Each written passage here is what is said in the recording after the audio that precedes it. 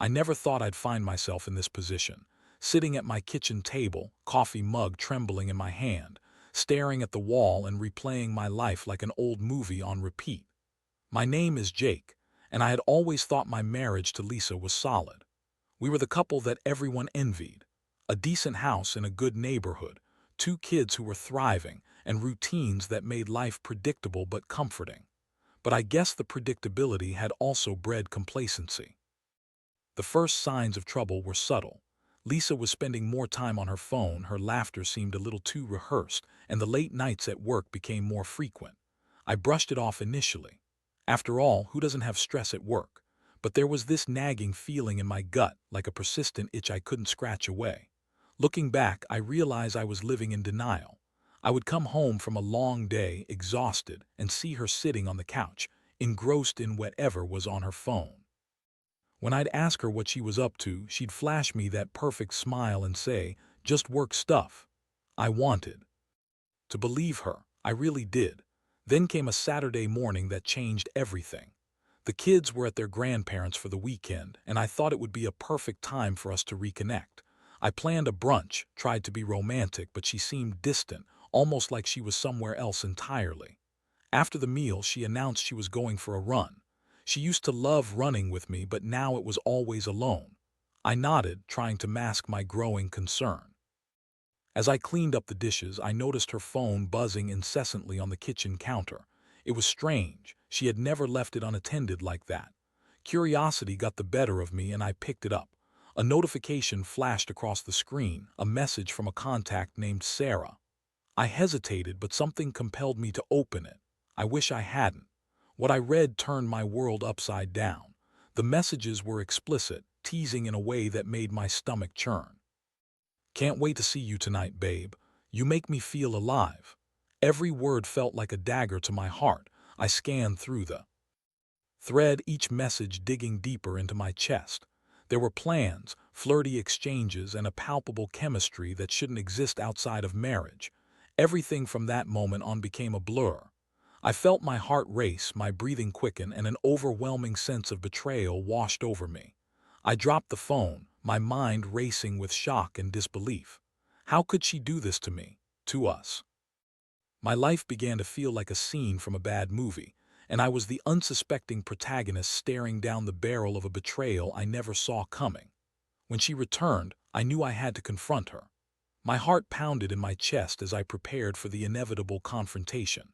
I kept replaying the messages in my mind, the words echoing like a broken record. I wanted to be calm, to approach it rationally, but inside me, a storm was brewing, and I was terrified of what I might unleash. "Lisa, we need to talk," I said, my voice barely above a whisper. She paused, sensing the gravity of the moment. "Is something wrong?" she asked, her eyes darting away from mine, a telltale sign that something was amiss. I took a deep breath and laid it all out, the messages, the betrayal, her deceit. The look on her face was one of shock, but beneath that facade was a flicker of guilt that I didn't miss.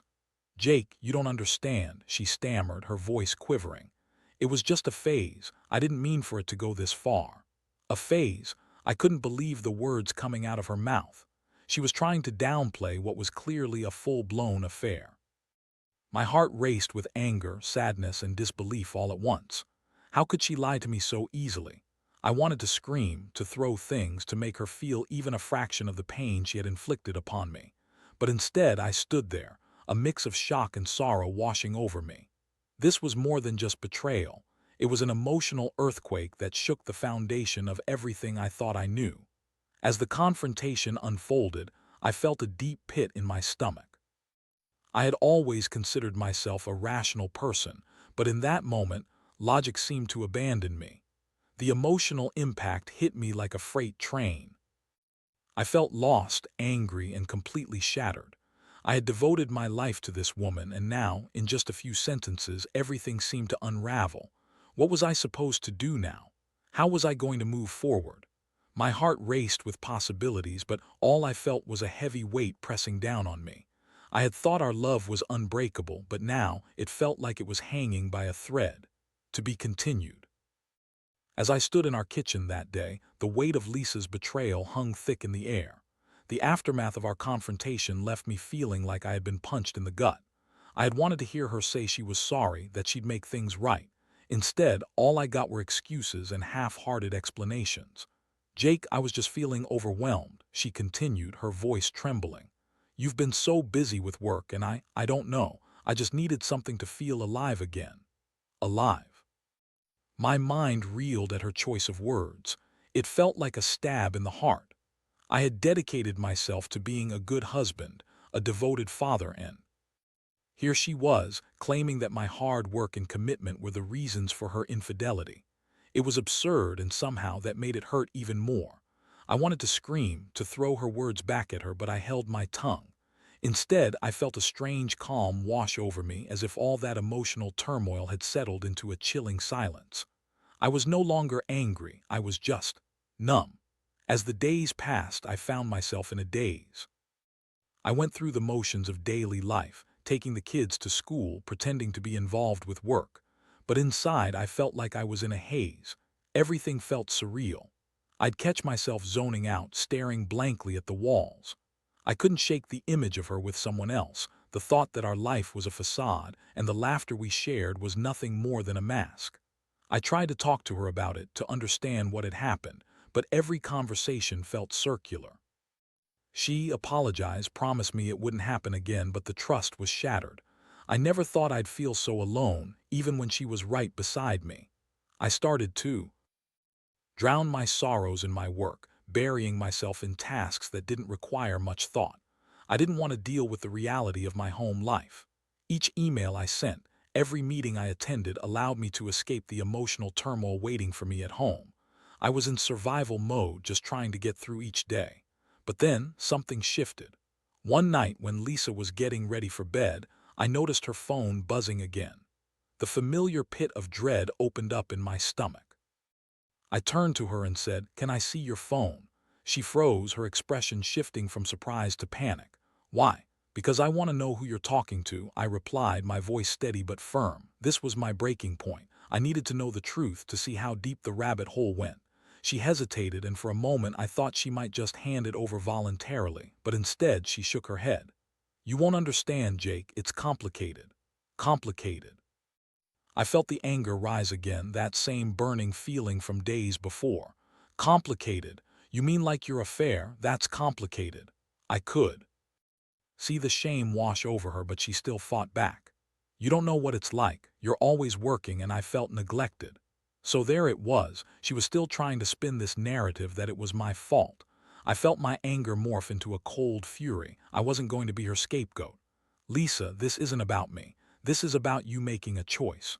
You made the choice to cheat," I said, keeping my voice low but steady. The room felt charged with tension. "I didn't mean for it to happen," she said, her eyes glistening with unshed tears. I don't know, I wanted to feel loved." The words stung. I had never thought of Lisa as the type to cheat. She was always the one who told me how important loyalty was. The betrayal felt like a betrayal of who I thought she was. And then, in that moment of raw emotion, something inside me clicked. I realized I didn't want to keep begging for explanations or apologies. I needed to take control of my life again. I had this sudden urge to make her understand the depth of her betrayal and the impact it had on me, on our family. That night after she went to bed, I made a decision. I would expose the affair. I was going to let the world know exactly who Lisa had become. It wasn't just about hurting her. It was about reclaiming my own narrative. She thought her affair was secret, that she could keep living her double life without consequences. It was time for revenge, though not in the way most would think. I wasn't going to retaliate by being destructive. Instead, I wanted to shine a light on the truth. The next morning, I woke up with a fire in my belly, ready to execute my plan. I had no idea how it would unfold, but one thing was certain. Lisa was going to regret her choices. I could feel it in my bones. As I began to formulate my plan, I was simultaneously terrified and exhilarated. I'd spent so long trying not to rock the boat, but now I was ready to flip it over entirely. To be continued.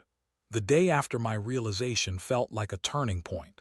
It was the moment I decided to take back control of my life. The weight of Lisa's betrayal had morphed from a painful burden into a raw source of energy. I started mapping out my plan, knowing I had to be strategic.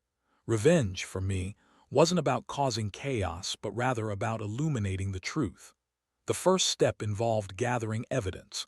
I needed more than just the messages I had seen. I had to dig deeper to expose the full extent of her affair. My heart raced at the thought of it, but I wasn't about to shy away from the uncomfortable. I spent the next few nights quietly tracking Lisa's movements. I became a shadow in my own home, careful not to raise her suspicions. I watched as she texted Sarah, or whatever name she wanted to hide behind. Each time the phone dinged, I felt a mixture of anger and determination. I had seen the messages, but now I was gathering anything I could find. Receipts from dinners, late-night calls, and even social media interactions that seemed a little too flirty for my comfort. One evening, after a long day at work, I returned home to find her in our living room, scrolling through her phone again. The air was thick with unspoken tension. I had been keeping my cool for days, but her nonchalance was infuriating. "Who's Sarah?" I asked, my voice steady. She looked up, feigning confusion. "What? I don't know a Sarah." "Don't lie to me, Lisa. You think I don't see the way you look at your phone every time it buzzes? I know about the messages." Her face went pale. "Jake, please, it's not what you think. We just have a mutual friend. It's nothing." Nothing. I felt my blood boil. I couldn't believe how easily she dismissed my gut feeling. "Are you serious? You think I'm that stupid? You know what? I'm done asking you for the truth. I'm going to show you the truth." I stormed out of the room, more determined than ever. I knew I had to take this further. My plan was to take the evidence I was gathering and expose it. I wanted everyone to see who she had become, to understand the collateral damage of her choices. I decided to reach out to a few close friends and family members, people who knew us as a couple. I wanted them to be aware of the situation, not just as a way to vent, but to lay the groundwork for sharing the truth. I needed allies in my corner, people who could provide support as I navigated this storm. Feeling empowered, I opened my laptop and began crafting a post for an online forum dedicated to relationship advice. I wanted to share my story, to find camaraderie among others who had been through similar situations. The catharsis of writing it all down felt liberating. I poured my heart into the words, detailing everything from our seemingly perfect life to the revelation of her affair. It felt like a weight was being lifted off my shoulders. I thought about the purpose of my post. I wanted to shine a light on the reality of infidelity, the lies, the betrayal, and the emotional toll it takes on everyone involved. It was important to me that others understood they weren't alone in this. The more I wrote, the clearer my objectives became. I wasn't simply seeking revenge, I was seeking healing. As I hit post, I felt a rush of adrenaline. I had taken a stand, solidified my resolve, and now I was ready to face the fallout. The next few days passed in a blur. I continued gathering evidence, and I started to notice changes in Lisa. She seemed on edge, her phone was glued to her hand more than ever, and I could see the guilt radiating from her. It was almost satisfying to see the tables turn, her once confident demeanor now replaced with a sense of paranoia. Then came the opportunity to escalate my plan. A couple of days later, I discovered that Lisa had made plans to meet up with Sarah in person. I couldn't believe my luck.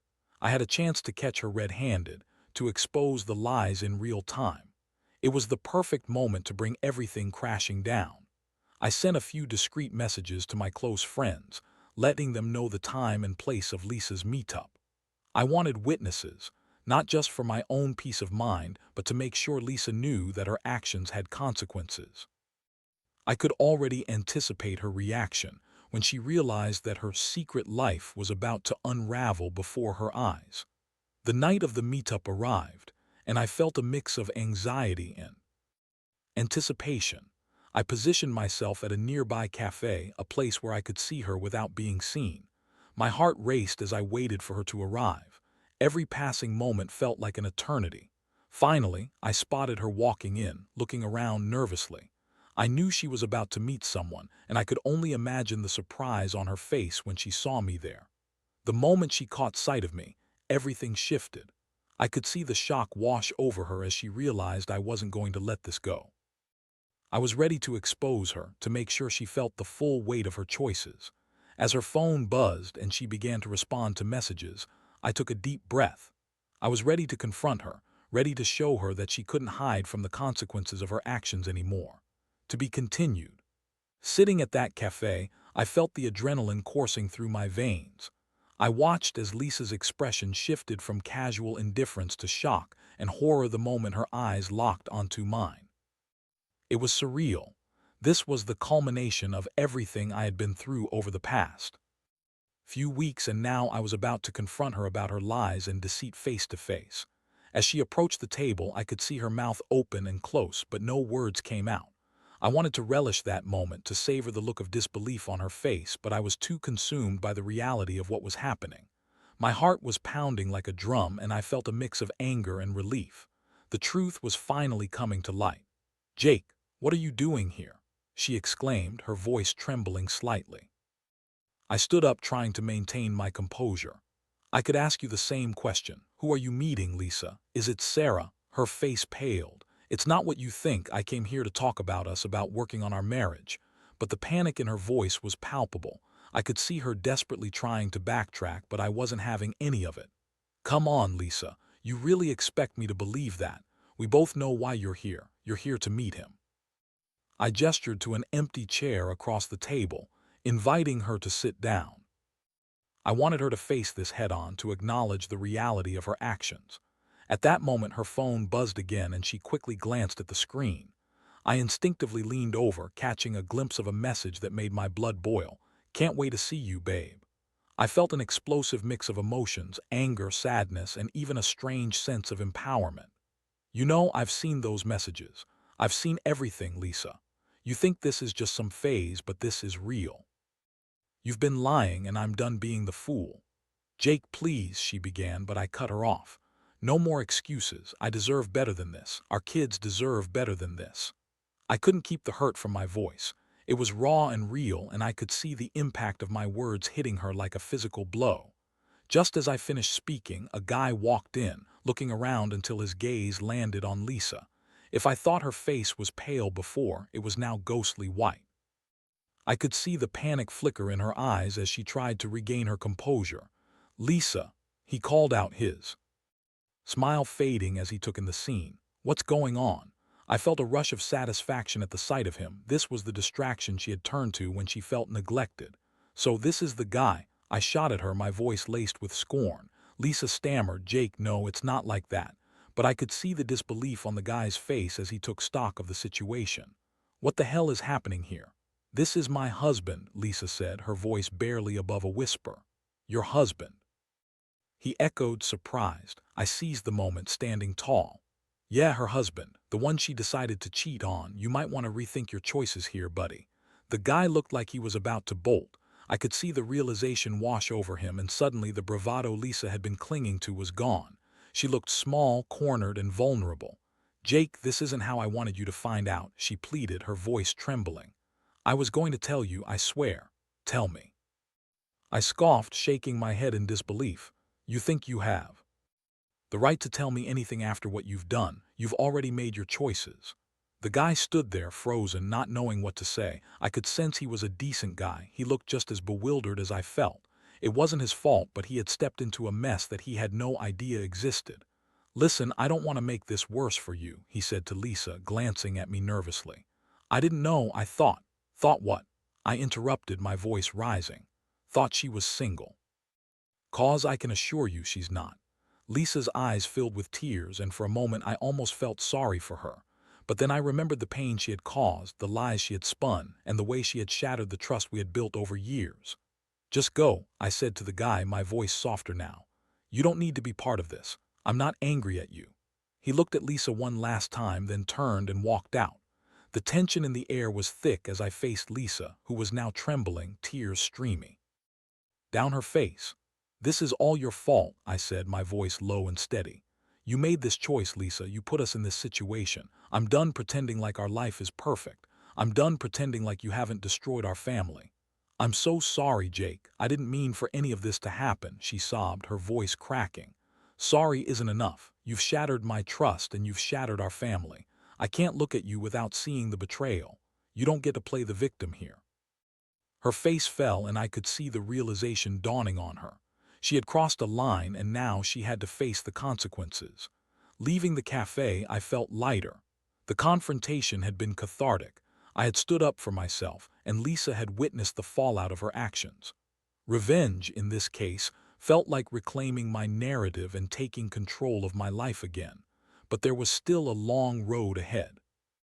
I knew I had to decide what my next move would be, whether it involved reconciliation or separation. I had exposed the truth, but what would I do with it? To be continued. After the confrontation at the cafe, my world had changed again, but this time it felt like an awakening of sorts. For days, I walked around in a haze, replaying the scene in my mind. I had confronted Lisa, exposed her betrayal, and I had done it with a sense of clarity I hadn't experienced in weeks. But even with that confrontation behind me, I was left with an overwhelming sense of uncertainty. The next few days were tense and awkward in our home. Lisa tried to reach out, to engage in conversations, but every word felt like another knife twisting in my gut. I didn't want to hear empty apologies or promises that meant nothing. I couldn't go back to pretending everything was fine. The cracks in our foundation had become gaping holes, and I knew we couldn't simply patch things up. I started to truly contemplate my next move. The idea of reconciliation was daunting. Could I forgive her? Should I?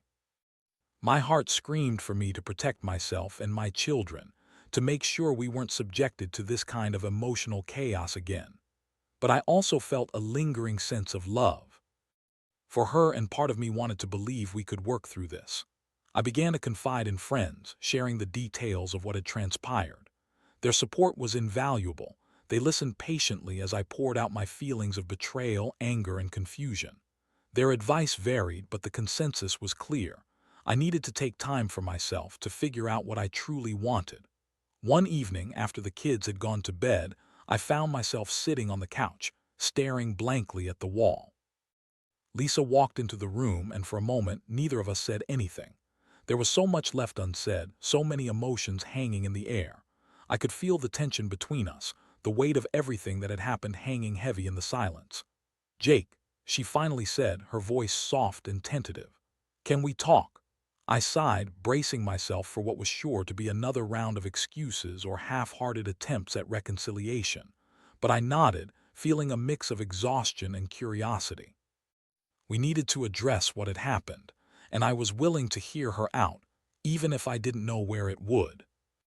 "Look, I know I messed up," she began, her eyes gleaming with unshed tears. "I've been so lost. I thought I was doing what I had to do to feel alive, but I see now how much I've hurt you and the kids. I don't want to lose my family." Her words felt sincere, but I was wary. "You say that now, but how do I know it won't happen again? How can I trust you?" "I don't expect you to trust me right away," she replied, her voice steady but pained. "But I want to work on this. I'm willing to do whatever it takes. I'll go to counseling, I'll be open with you. I just need a chance to show you that I can change." I hesitated, weighing her words against my feelings. Part of me wanted to believe her, but the other part screamed to protect myself and our children from further heartbreak. "Lisa, this isn't just about you," I said, my voice firm. "This affects our entire family. The kids love you, and I don't want to see them hurt again. I need to know you're committed to making real changes, not just saying what you think I want to hear." "I understand that," she said, her voice trembling. "I've already started thinking about therapy. I know I need to figure out why I made those choices, and I want to do it for you and for our family." We continued talking late into the night, and for the first time in a long time, I felt a flicker of hope. I didn't know if we could come back from this, but I was willing to explore the possibility. It was a fragile hope, one that threatened to shatter at the slightest misstep, but it was there nonetheless. Over the following weeks, we began to navigate the rocky terrain of rebuilding our lives. We each started individual therapy, and I found myself digging deep into my feelings of betrayal and hurt.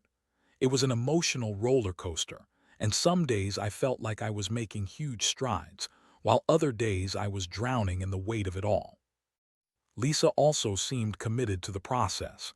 She attended her sessions diligently and made an effort to communicate more openly. It was a challenge, and I found myself struggling with the emotional turbulence that often came with it.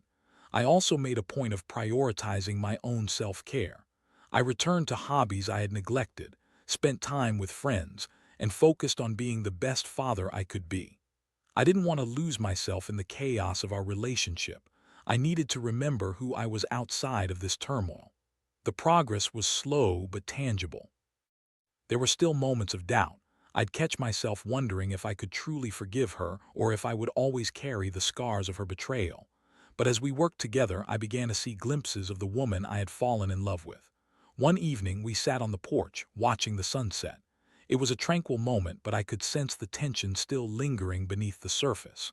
"I don't know if we'll ever be the same," I said softly, "but I'm willing to try if you are." Lisa nodded, tears glistening in her eyes. "I don't want to go back to who I was. I want to be better for you and for our kids." As the sun dipped below the horizon, I felt a sense of fragile hope. We were still walking a tightrope, but at least we were doing it together. I knew the road ahead wouldn't be easy, but for the first time it felt possible. To be continued. Months passed, and as the seasons changed, so did our lives. Lisa and I had embarked on a journey of healing, and while it was far from perfect, we were navigating the complexities of our relationship with newfound awareness. The healing process was messy, filled with ups and downs, but I slowly began to recognize the strength in vulnerability. We continued our therapy sessions, both individual and couples therapy, and I started to see glimmers of the woman I had married. Lisa was committed to her own growth, and I could tell she was genuinely working to understand the motivations behind her actions. We talked more openly about our feelings, the good and the bad, and I began to appreciate those small moments of connection. One evening, after putting the kids to bed, we sat together on the couch, sharing a bottle of wine. It felt surreal to have made it this far. I looked at Lisa, her eyes little softer than they had been in the past, and I felt a flicker of the love that had initially drawn me to her. "Do you remember when we first met?" I asked, a smile creeping onto my face. Lisa laughed softly, a genuine sound that warmed my heart. "How could I forget? You spilled coffee all over me on our first date." "Right." I was mortified. I chuckled, feeling a lightness as we reminisced about the early days of our relationship. As we talked, I could see the walls she had built up were slowly coming down. She was willing to be open and honest, and I was learning to do the same. "I know I've hurt you, and I can't take that back," she said, her voice earnest. "But I want you to know that I'm committed to rebuilding our trust. I want to show you every day that I can be a better partner." We discussed our plans for the future. We were tentative but hopeful. I realized I was beginning to trust her again, though it was a fragile trust that needed nurturing. We agreed to focus on open communication and to make time for one another, rekindling the connection that had been dulled by betrayal. However, I also knew that healing wasn't linear. There would be days when old wounds resurfaced and doubts crept in. But now, I had tools to manage those emotions. I had a network of friends who supported me, and I learned the importance of self-reflection. One night while lying in bed, I turned to Lisa and said, "I don't know if we'll ever get back to what we had, but I'm willing to create something new with you, something even better." She smiled, tears gleaming in her eyes. "I want that too, Jake. I'll work every day to deserve your trust again." Time went on, and gradually life began to feel normal again. We made a point to go on regular dates, just like old times. We laughed, we shared stories, and we began to create new memories, slowly but surely. I found myself remembering the reasons I fell in love with her in the first place, and despite the scars, I felt the old warmth start to return. However, I also made a conscious choice to protect my heart. I knew that while we were rebuilding our relationship, I had to prioritize my own self-care and ensure that I was emotionally healthy. I took time for myself, engaged with friends and family, and focused on being the best father to our kids. Through this journey, I learned the importance of setting boundaries. If Lisa ever slipped back into old patterns, I was prepared to advocate for myself and my children. I wouldn't allow myself to fall back into the trap of complacency. That was a lesson hard-earned. One day, while we were at a family gathering, a friend approached me and asked how things were going with Lisa. I paused, reflecting on everything that had transpired, and I realized I could honestly say we were doing well. "We're working on it," I replied, my voice steady. "It's a process, but there's hope." As the evening wore on, I watched Lisa laughing with our friends, her genuine smile lighting up the room. In that moment, I felt a mixture of gratitude and love. We were still a work in progress, but we were making strides. I took a deep breath, feeling hopeful about the future. I had been through one of the toughest challenges of my life, but I emerged stronger than ever. I had learned about resilience, trust, and the complexities of love. In the end, I knew I had a choice: to let the pain define me or to allow it to be a stepping stone toward growth. I chose growth, and while our journey was far from over, I felt confident we could navigate it together. After all, life is about taking risks, learning from our mistakes, and finding a way to move forward together. As I looked at Lisa, I realized that love can be both beautiful and painful, but it's in those struggles that we find the strength to build something new from the ashes. And with that thought, I embraced the uncertainty of the future, ready to face whatever came our way.